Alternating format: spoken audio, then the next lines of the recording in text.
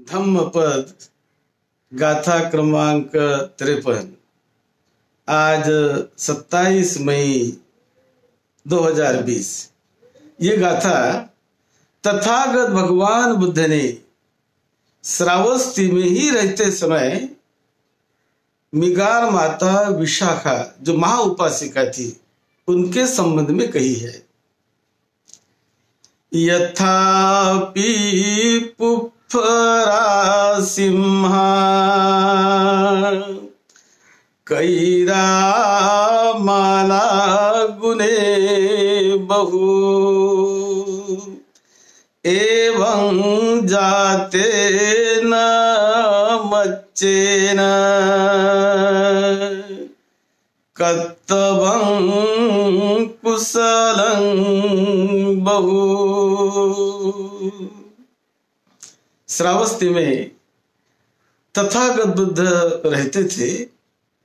उस समय विशाखा ने एक बहुत बड़ा विहार पूर्वाराम बनाकर भिक्षु संघ को भेंट दिया था, दान किया था। तो विशाखा महा उपासिका थी। ये विशाखा महा उपासिका भद्दीय नगर के मेंढक श्रेष्ठी की पुत्री थी, उनकी वो लड़की थी। जब एक बार तथागत भगवान बुद्ध भिक्षु संघ के साथ भद्दीय नगर गए थे, उस समय इनके यहां वो गए थे। इनकी उम्र केवल 7 साल की थी। जो धनंजय श्रेष्ठी वो बुद्ध के उपासक थे, तो वो जब वहां पर गई, बुद्ध से पहले उनकी मुलाकात हुई। उम्र 7 साल की थी, लेकिन 7 साल की उम्र में ही उन्होंने श्रोतापन्न फल हासिल किया था। वो उनकी पूर्व पारमिता थी। उसके बाद ये श्रावस्ती के सीमा में इनके पिताजी रहने के लिए गए, धनंजय श्रेष्ठी, और वहां पर बहुत बड़ा उन्होंने एक अपना नगर बसा लिया। और वहां बहुत धन दौलत, इनकी बहुत ही धन दौलत थी इसके पास। तो उसी वक्त इनकी उम्र कभी 16 साल की हुई। अब ये 16 साल की उम्र में वहां मिगार श्रेष्ठी जो श्रावस्ती नगर का श्रेष्ठी था, तो उन्हें भी लगा कि उनके लड़के का नाम था पुण्यवर्धन। उस पुण्यवर्धन को वो लड़की ढूंढ रहे थे कि कोई अच्छी लड़की मिले। तो एक टीम उन्होंने जहां वहां भेजी, और वो कहते थे कि ऐसी लड़की होनी चाहिए जिसके 5 लक्षण हो: केश कल्याण, दूसरा मनस कल्याण, तीसरा अस्थि कल्याण, दांत उसके शुभ्र हो, शुक्ल हो, छवि कल्याण, छवि वर्णन, और 6 है वया कल्याण, कि हमेशा यौवन जैसी दिखती रहे। ते 5 लक्षण वाली लड़की वो ढूंढ रहे थे। और वो टीम ढूंढते ढूंढते वहां पर गई उनके बद्दीय नगर में। और एक दिन नदी पर कुछ सहेलियों के साथ कोई उत्सव था। उस समय ये विशाखा अपने बहुत सैकड़ों दासों के साथ नदी पर गई नहाने के लिए। और नहाकर जब वो वापस आ रहे थे, बड़े जोर की बारिश आनी शुरू हो गई। तो जोर की बारिश आती हुई इनकी जो दासी आती, सहेली आती, बड़े जोर जोर से इधर उधर भागते सभी वो जहां पर नजदीक मकान था वहां पर वो चली गई। लेकिन विशाखा ये बहुत धीरे धीरे धीरे धीरे चलते चलते, वो दौड़ी नहीं, बहुत धीरे धीरे चल के आ रही थी।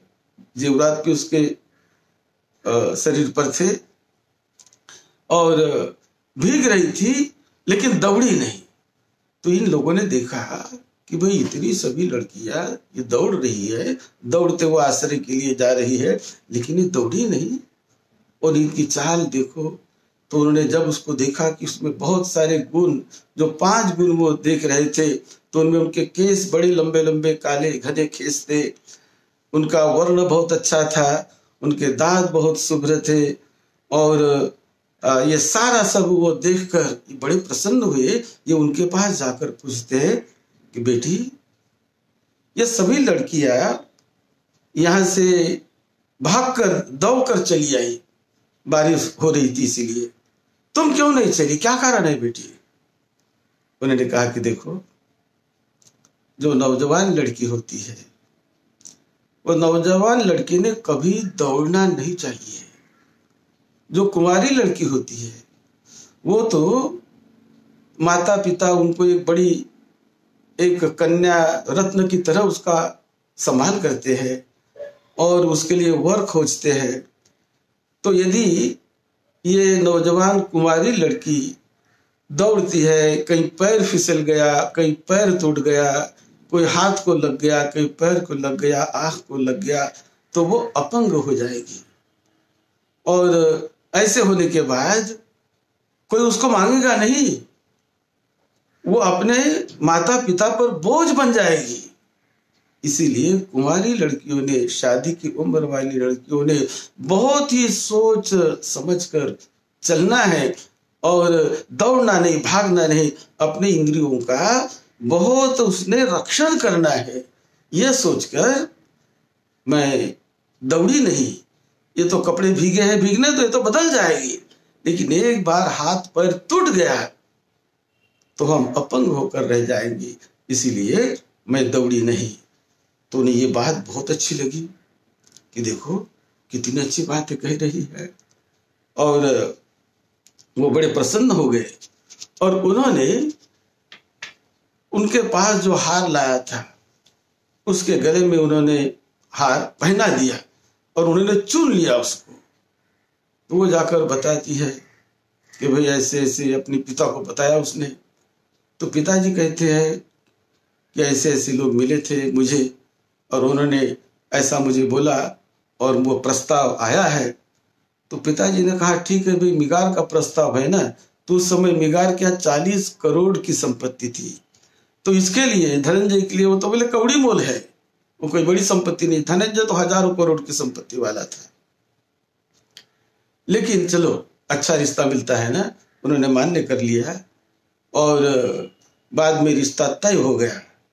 रिश्ता तय होने के बाद जब पुण्यवर्धन से इनकी जब सगाई होती है तो उस समय इनके यहाँ श्रावस्ती से कई लोग आते हैं, राजा भी आता है। 4 महीने तक उन्होंने उनकी अगुवाई की और उनको शादी की तैयारी के लिए बहुत बढ़िया उन्होंने हार बनवाया 9 रत्नों का। 500 स्वर्णकारों ने वो हार बनवाया। हार बनाने में 4 महीने लगे और करीब 9 करोड़ का वो हार बना गया। उसको महालता प्रसाधन ऐसा नाम दिया गया। तो ये उनको उनके पिताजी ने भेंट दिया। उनकी शादी हुई, बहुत जोर से धूम धड़ाके से शादी हुई। जब श्रावस्ती गई तो श्रावस्ती में भी लोग उसको देखते रह गए और बहुत अच्छी तरह से उसका स्वागत सत्कार श्रावस्ती में भी हुआ। इसके पिताजी ने बहुत धन उसको दहेज में दे दिया, करीब 60,000 गौवें दी, बहुत सारी दास दासियां भेजी और बहुत ही अच्छी तरह से उनका ब्याह हो गया।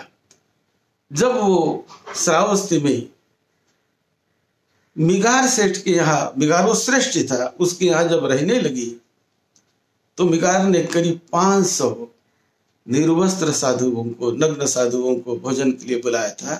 तो उन्हें अच्छा नहीं लगा कि भैया क्यों वस्त्र नहीं पहनते, उसे अच्छा नहीं लगा, तो उन्हें थोड़ी नाराजगी व्यक्त की। उसके बाद एक ऐसा प्रसंग है, एक बार ये जो मिगार सेठ है, मिगार सृष्टि, वो सोने की थाली में भोजन कर रहा था और उसी समय एक भिक्षु उनके घर में भिक्षा के लिए आया। तो इन्होंने कभी भिक्षु को तो दान दिया ही नहीं था। तो मिगार माता, जो मिगार के ऊपर वो पंखा झेल रही थी, पंखा झेल रही थी, वो खाना खा रहे थे। तो उन्होंने भिक्षु के पास गई और बताया, देखो यहां से तुमको कुछ मिलने वाला नहीं है, मेरे ससुर ये पुराना खाते हैं। तो उसने शब्द सुन लिया ससुर ने और कहा कि अरे मुझे पुराना खाते बोली तूने। उसने तो जो थाली थी वो ढकेल दी, बोले मैं नहीं भोजन करूंगा और तुझे रखूंगा नहीं, तू मुझे पुराना खाता बोल रही है, इतना सुवर्ण में थाली में मैं खा रहा हूं। तो बड़ा वो दुखी हो गया। उसने कहा कि इनको निकाल देंगे, इसको नहीं रखेंगे। तो उन्होंने कहा कि नहीं, मैं ऐसे नहीं जाने वाली, तुम न्याय करो। उसके साथ 7 कौटुंबिक भी आए थे, उसके पिताजी ने भेजे थे कि कोई यदि आपत्ति विपत्ति हो तो कोई भी बात हो तो न्याय करना। तो उन्होंने दूसरे दिन वो 8 लोगों को बुलाया। बोले क्या गलती है, क्यों निकालना चाहते हो? तो उन्होंने भी ऐसा कहा। बोले क्यों ऐसा कहा तूने उसको? तो उन्होंने बताया, पुराना इसीलिए कहा कि अभी कोई पुण्य नहीं कर रहे, पुराना पुण्य की वजह से इनको करोड़ों की संपदा मिली है और वो उसी संपदा को खा रहे हैं, अभी वो अरहत को नहीं दे रहे, इसीलिए मैंने कहा था। तो वो भी प्रसन्न हो गया कि तो ठीक है कहा है भाई। उसके बाद वो पूछ रहा था कि तेरे पिताजी ने वगैरह तुझे जो 10 बातें बताई थी वो कौन सी थी, वो पूछा उन्होंने। तो 10 बातें पिताजी ने घर जाते समय बताई। वो 10 थी कि देखो, अंदर की अग्नि को बाहर ना निकाले, नंबर 1। नंबर 2, बाहर की अग्नि को घर में ना प्रविष्ट होने दे। नंबर 3, देने वाले को ही देना है। 4, न देने वाले को नहीं देना। 5, देने वाला तथा न देने वाला दोनों को ही देना है। अपना कोई निर्धन परिजन घर में आवे तो उसे देना है। 6, सुख से बैठना, सास ससुर के आने जाने के स्थान पर न बैठना। 7, सुख से भोजन करना। और 8, सुख पूर्वक लेटना। 9, अग्नि से सावधान रहना। और नंबर 10, अंतर देवता को प्रणाम करना। तो 10 बातें उन्होंने जो बताई, तो उन्होंने 10 बातों का मतलब जब समझा के बताया, तो ये तो बड़ी लंबी कहानी है, एक आध बार हम कहेंगे और डिटेल में। तो जब समझा के बताया और इतना वो प्रसन्न हुआ कि बोले तू तो मेरी गुरु है, मेरी माता जैसी है। एकदम उसको माता मानने लगा और बहुत प्रसन्न हो गया कि बोले तुझे तो निकालूंगा नहीं, तू तो मेरी माता है, तुझे मुझे दूध पिलाए जैसे माता जैसी तू है। ऐसा करके उन्होंने उसको रखा और बोले तू चाहे वैसा कर, जिसको दान देना दान दे। तो उन्होंने परमिशन लिया कि मुझे बुद्ध को दान देना है। उन्होंने परमिशन दे दी कि बुद्ध को दान दे, भिक्षु संघ को दान दे। तो वो बहुत दान देने लगी, भिक्षुओं को बुलाने लगी। और एक बार उसने एक बहुत बड़ा पूर्वाराम महाविहार बनवाया। उस महाविहार बनवाने में उन्होंने 27 करोड़ की संपदा उन्होंने खर्चा की। 1000 कमरे बनवाए और उसके साथ साथ 1,500 और भी छोटी कुटिया बनवाई।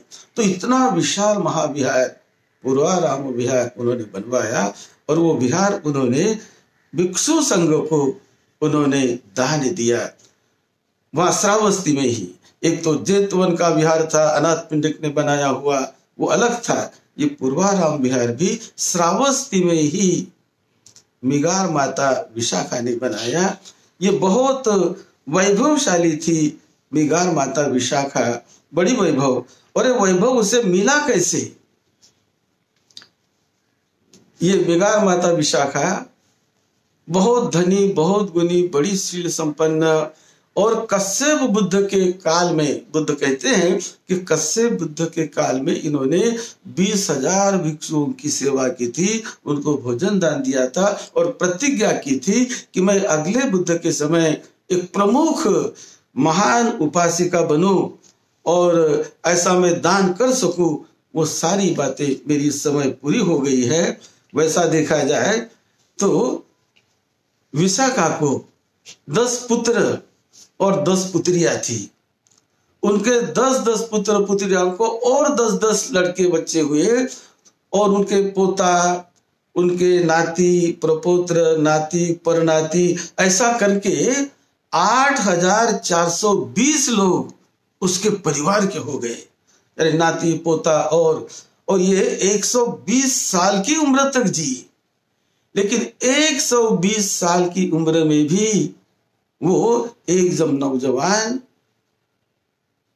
नौजवान जैसी दिखाई देती थी, 16 साल की लड़की जैसी वो दिखाई देती थी, क्योंकि उन्हें वो वरदान मिला था काश्यप बुद्ध की ओर से। तो बड़ी वो सुंदर दिखाई देती थी।